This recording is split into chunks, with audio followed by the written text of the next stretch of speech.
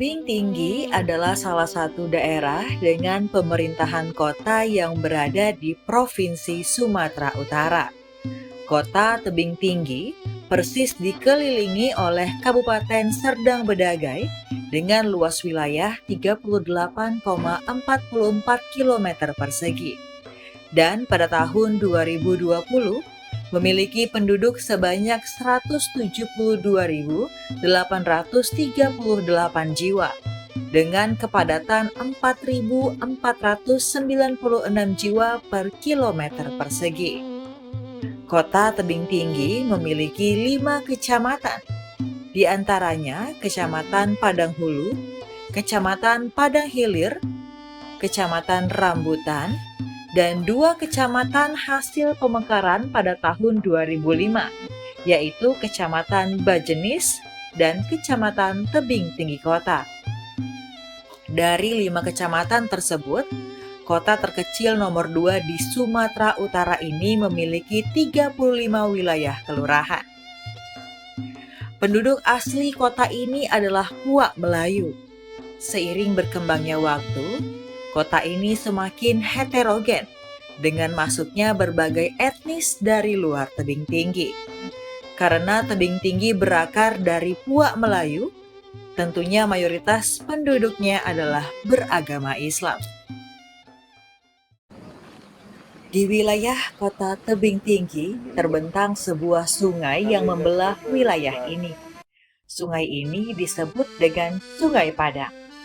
Padang dalam bahasa Melayu adalah hamparan daratan yang luas. Nama ini merujuk kepada sebuah kerajaan yang pernah ada di kota Tebing Tinggi dan sekitarnya.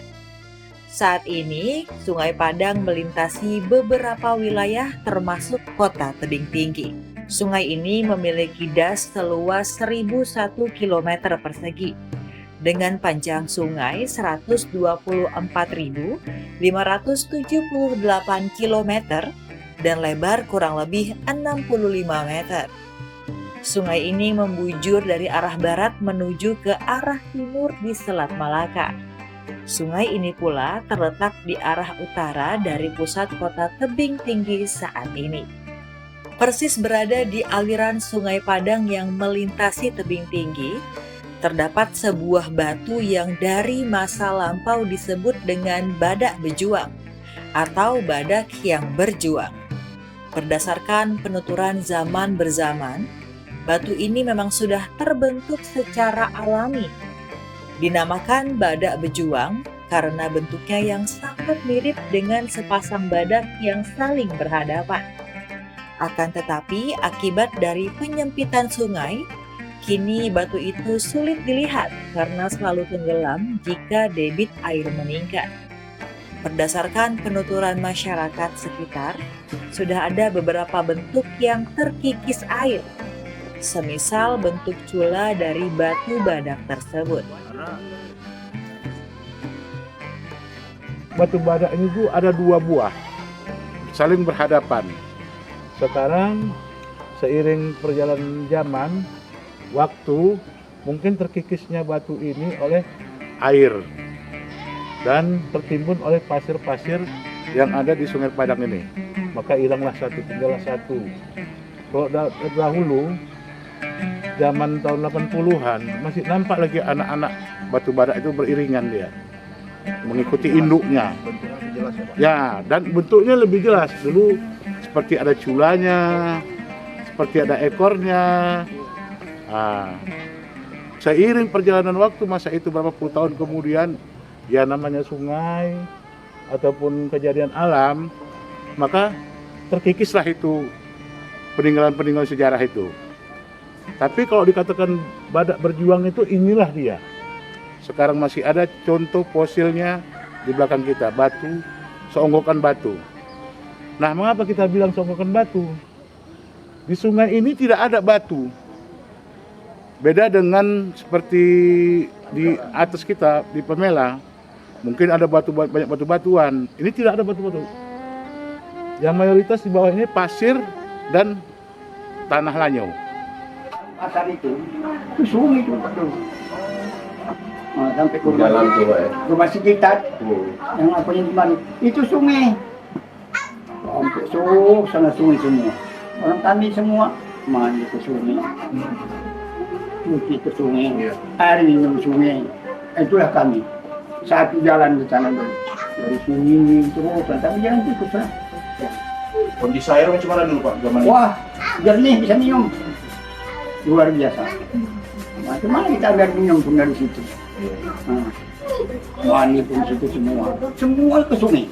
kalau kondisi sekarang Pak? Aduh, kalau sini sekarang Pak, ya maaf lah. Kita di tengah apa itu kotor kali. Makan ulat itu kaki ya.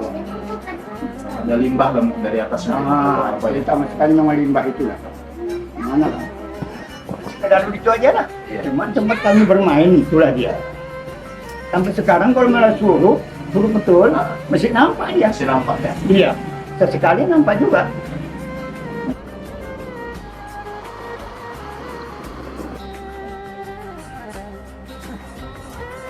Yang banyak aku lihat keadaan masih jernih, batu badak itu kalau surut nimbul nampak kayak memang belakang badak.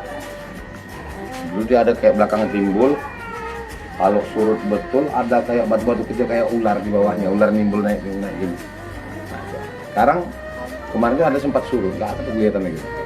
Kayaknya ketutup sama pasir. Nah, bentuknya udah berubah belum sekarang. Dulu memang dua tapi kayak gini.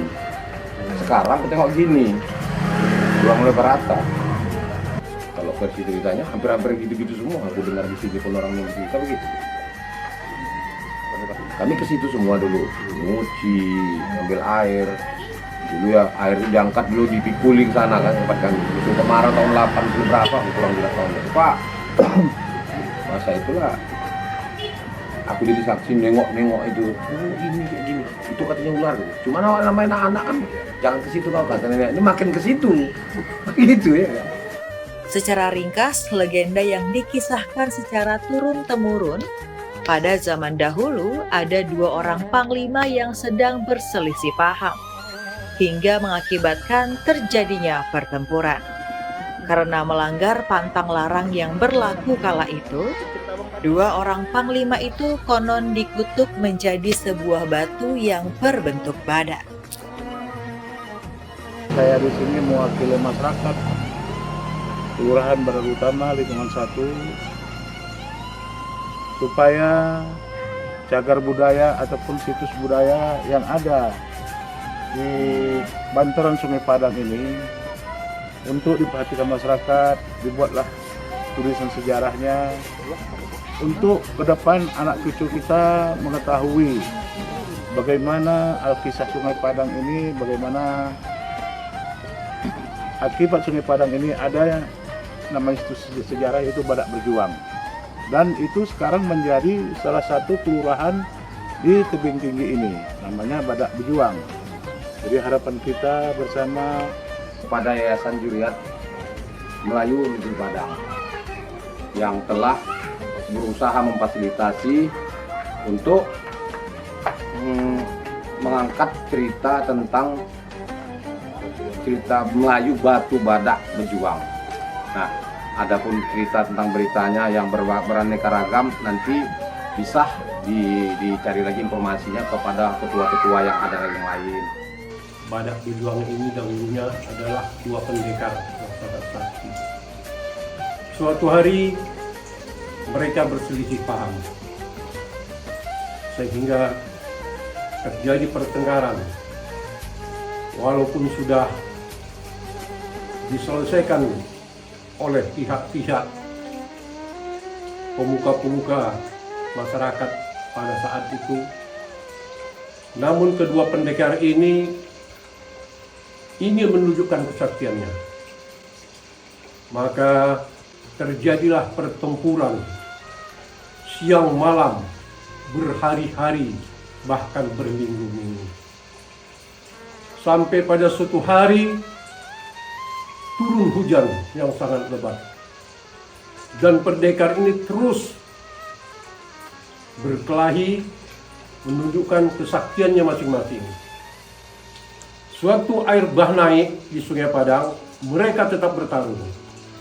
Setelah beberapa lama mereka bertarung di dalam Sungai Padang, keesokan harinya, begitu matahari terbit di ufuk timur, air Sungai Padang susut kembali, dan kedua pendekar ini telah berubah menjadi 2 ekor badak yang telah menjelma menjadi batu.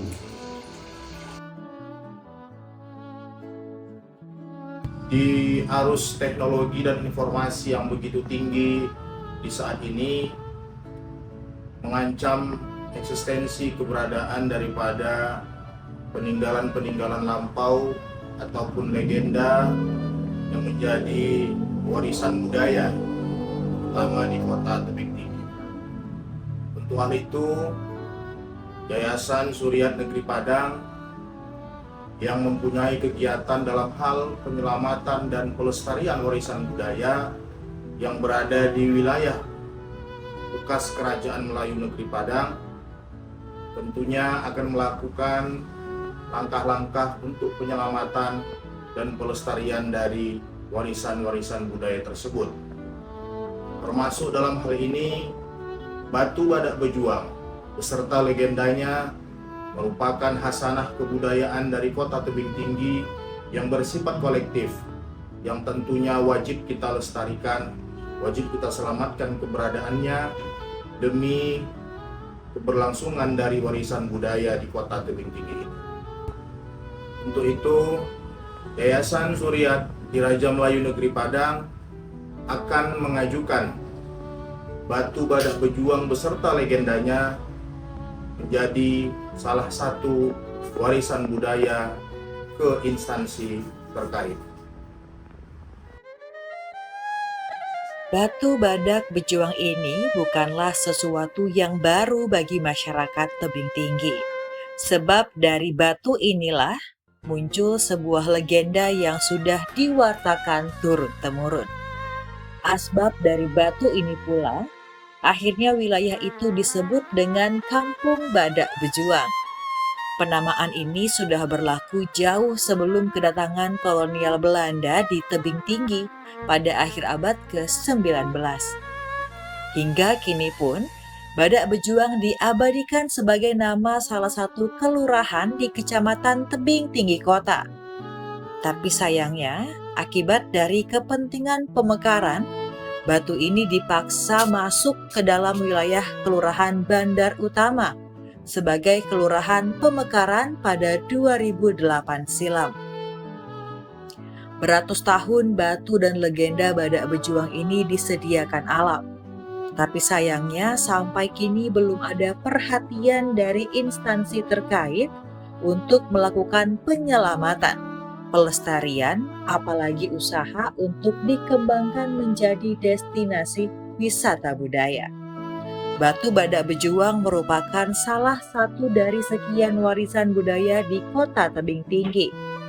Kini kondisinya amat memprihatinkan. Jika tak segera diselamatkan, maka bukan tak mungkin ia akan hilang di amuk zaman. Dan kelak, anak cucu kita pun tak akan pernah tahu tentang keberadaan dan legenda dari Batu Badak Bejuang ini. Yayasan Kerapatan Zuriat di Raja Melayu Negeri Padang sebagai lembaga yang mempunyai kegiatan dalam hal pelestarian dan penyelamatan warisan budaya akan mengajukan Batu Badak Bejuang ini sebagai salah satu objek diduga cagar budaya kepada instansi terkait.